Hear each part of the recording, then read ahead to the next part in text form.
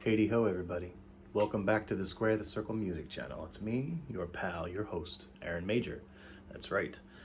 Here at the Square the Circle Music Channel, we talk about circles and squares, music appreciation, record collecting, all that fantastic stuff.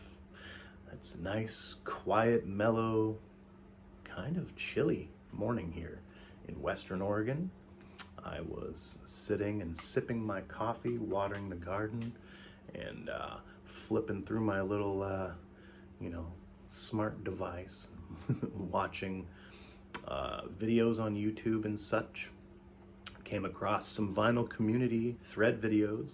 Wanted to jump in on the fun bus and join the party and do one of these threads with you guys. I came across one of my favorite channels, one of my very favorite channels, homeboy Mike from the south of England, and his super cool channel, the PC31 Vinyl, Vinyl Policeman channel. He's the Vinyl Policeman, woo! So yeah, man, really dig your channel. Really fun to see what you got to show us and all the cool shit that you talk about. So thanks for all your contributions to the vinyl community and this super cool thread that you started for us. You want us to talk about 5 different artists, all from the same record label.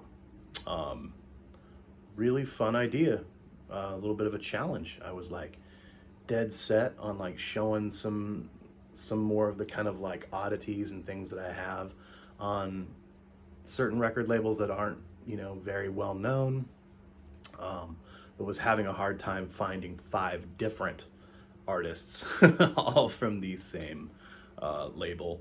Some of the more obscure labels that I really love, there's a Scandinavian label called El Paraíso that I love, but primarily everything I have from that label is all like one band or 2 bands.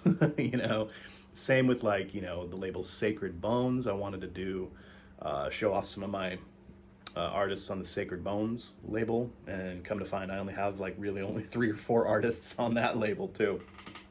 I find these like niche artists and I just like go for their entire discography, as much of it as I can get actually. But, and I didn't want to go the opposite route of kind of just doing some standard basic ass kind of stuff that, showing off like, 5 bands on the Virgin label or something like that. So I wanted to try to find something somewhat unique to show you. So again, thank you, Mike, from the PC31 Vinyl Policeman channel. And I'll just get right at it. So I'm going to talk about one of my very, very, very favorite record labels, independent. I guess you could say they're still like kind of pseudo independent. They have really grown to magnanimous proportions here in the last like 20 years, but started out as a very small independent label here in America, on the East Coast of America in Pennsylvania, called Relapse Records. Of course, you've all heard of them by now. They are purveyors of everything heavy, heavy metal, grindcore, hardcore punk, noise rock, just everything in the vein of, the heavier side of life. And they're just incredible, incredible label, putting out tons and tons of killer music for us. Started by a man, I think his name was, please correct me if I'm wrong, I think it was Matthew Jacobson, something like that, back in 1990. Yeah, totally independent of all other things, and just kind of made a name for himself. I can't remember who were some of the very, very first artists on that label. It was kind of just obscure, local East Coast hardcore, hardcore punk, thrash metal, stuff like that.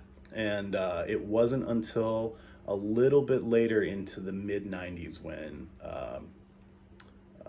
he really started signing some like up-and-coming acts that like kind of changed the face of heavy metal music and crossover kind of thrash punk metal music, when he started getting groups like Dillinger's Escape Plan and Neurosis and stuff like that.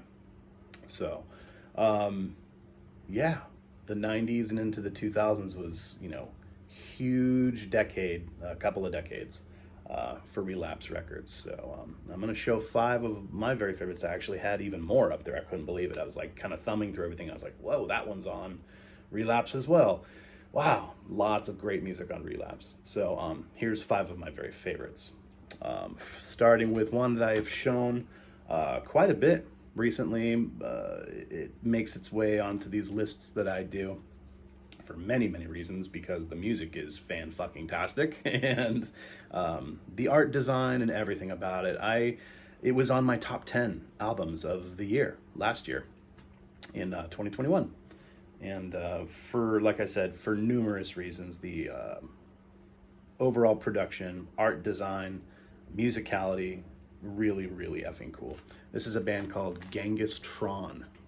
Genghistron. I'm going to take this out of the sleeve. Yeah, like I said, beautiful art.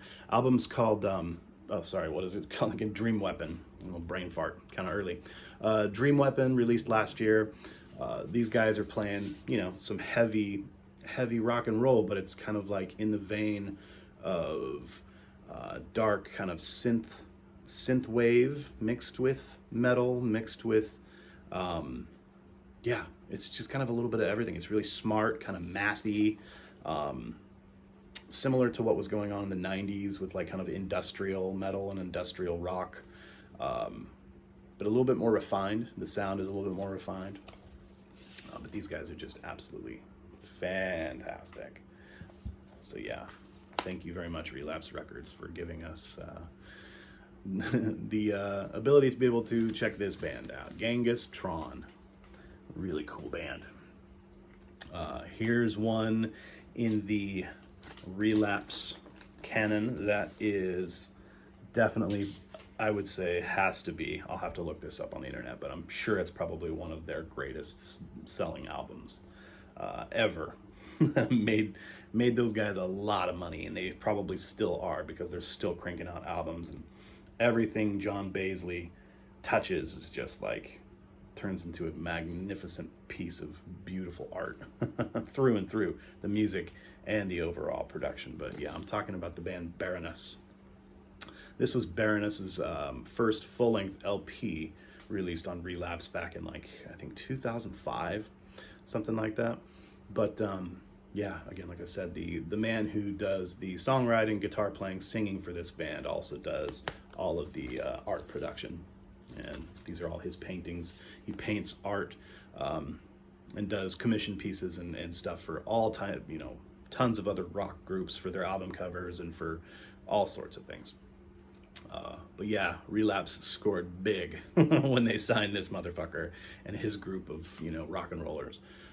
Like I said, this was their first album. They don't even really actually have titles for their albums. It's just called Red, and every album since has just been themed after a color.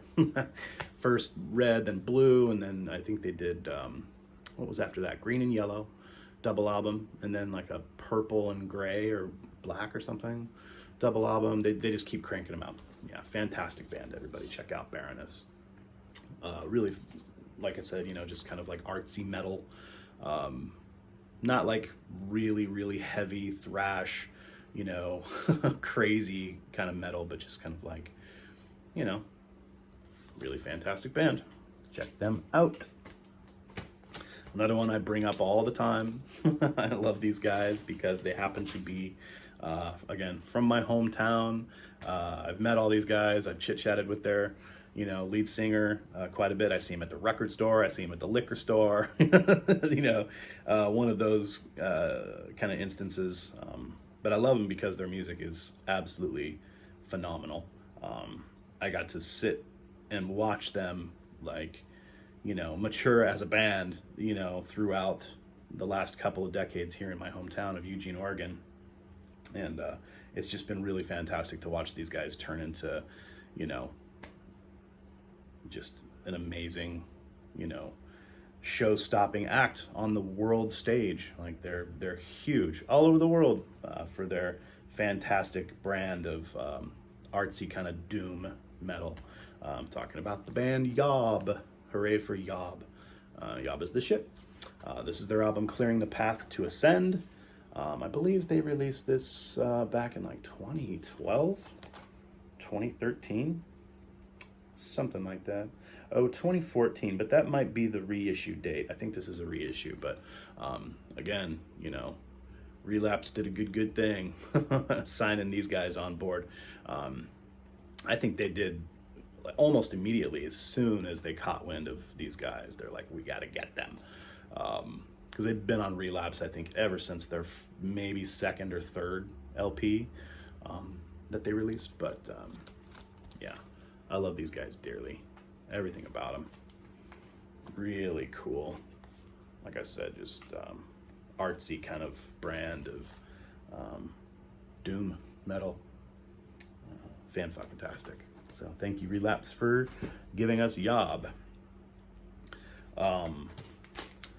Yes, this again has to be one of Relapse's biggest selling artists and albums, specifically, of all time. It's got to be certified platinum by now, because it's already 20 years old. I can't believe it. It was pretty close. It's pretty close to 20 years old, I think. This was released back in like 03, maybe 04, something like that. Even older, yeah, 2002.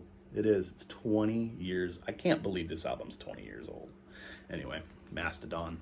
Yeah, Mastodon's release. Remission from 2002. This album is just a motherfucking modern metal classic. You know, pulling bits and pieces from all that shit that us metalheads loved out of the 80s and 90s. You know, little bits and pieces of Metallica, and little bits and pieces of kind of like the, you know, kind of more alternative rock stuff that was happening in the 90s, stuff like Alice in Chains. And yeah, everything these guys do is just magnificent. And even, you know, more recently in the last couple years have, like I said, just become legends of the genre. Their drummer, especially Bron Daler, is one of my very favorite, you know, hard metal drummers. Yeah, this album is crux to everything hardcore. So, if you guys have never listened to Mastodon, check that album out. The last one I wanted to show you guys this morning, I brought up quite a few times. Again, it's one of the more rare records that I have in my collection. It's not incredibly like rare. You can find it. It's all over the world, but and it's been reissued once. I have a reissue copy, but this reissue is gorgeous. It's like super duper thick, 200 gram double disc. Again, one of Relapse's biggest selling artists. This is the one that they won the lottery with when they first signed this band, I think back in like 1996, maybe 95, 96.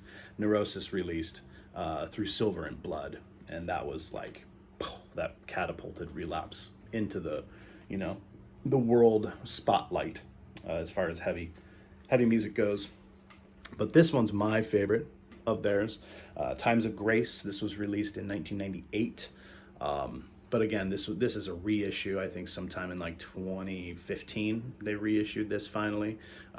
Original pressings were going for like $200 everywhere, and Relapse wised up and said, "Hey, this is a classic piece of monumental art. We better figure out a way to like re-release this." And they did, and they did an excellent job. It's got this, you know, the original cover was like a gray kind of monotone kind of situation going on. It was a little bit not quite as you know, stark and you know, good looking. This is a really good looking design overall.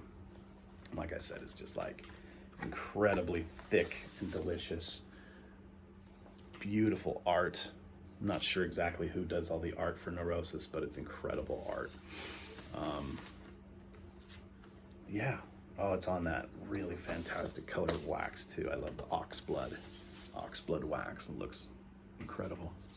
But yeah, this is kind of more one of my fancier pieces in my collection. It's like can go for a couple $100 sometimes, unopened. But yeah, Neurosis, like I said, really helped put Relapse Records on the map big time. Yeah, that's what I got to show you guys.